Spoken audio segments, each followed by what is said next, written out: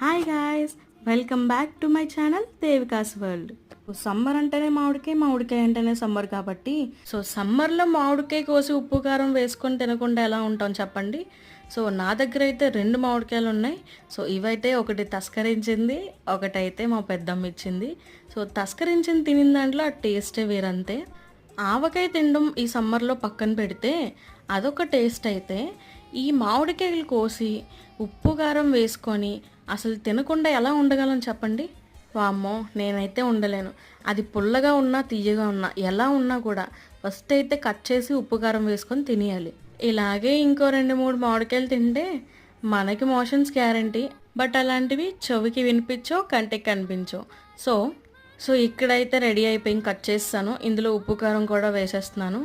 అసలు అలా తింటుంటే అబ్బాబాబా టేస్టే వేరు. మీలో ఎంతమంది ఇలా తింటారు చెప్పండి, నాకు కమెంట్ చేయండి, సబ్స్క్రైబ్ చేసుకోండి.